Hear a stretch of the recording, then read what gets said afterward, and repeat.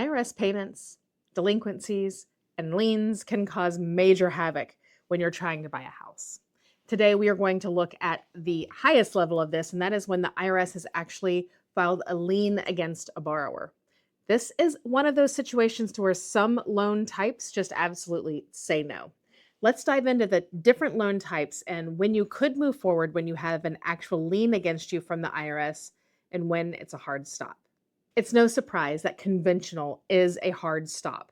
Conventional is a little bit more picky in a lot of aspects, and Fannie and Freddie do want you to have that IRS lien paid off at closing or before. You can pay it off at close, but these are funds that we're going to have to source, and you will have to pay them before you can move forward with a conventional loan.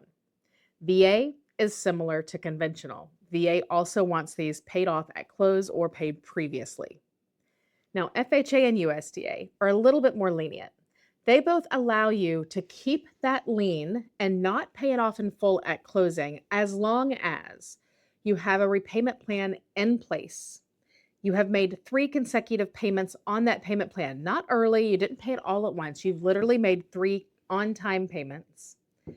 And 3, we've got to make sure that the tax lien is not going to supersede the mortgage. That's important. But as long as these 3 things are in place, you could move forward with an FHA or a USDA loan program. Here's the tricky thing with tax liens. A lot of times we are not going to know unless you tell us that you have a tax lien until your title work comes back.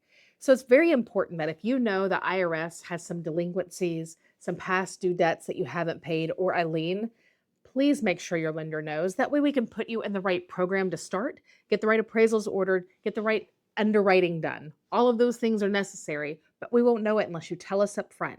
That is one of the questions, by the way, in your declarations that you do at the very beginning.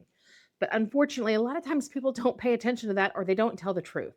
So make sure your clients are being very upfront and truthful when it comes to putting in their application, and let your lender know if you have a tax lien or any kind of tax stuff going on. Stay tuned for the rest of the episodes this week. We're going to go over the 2 different types of tax issues. We've got a delinquency that is not a lien, and if you're just paying taxes that are due that aren't delinquent. Lots of different areas here and different ways of looking at it. And as always, check out rechargingwithchampions.com. You're going to see that members area. And in that members area, there are scripts. There are templates that you can use for Canva. The content calendar is interactive. You can schedule it with the things that you want to put on your content, but have it scheduled with all of the notes and just make it easy for you to do. Go out there and grab that content calendar. Whether you're a real estate agent, a lender, a real estate professional of any type, you're going to find all kinds of good benefits there. We'll see you next time.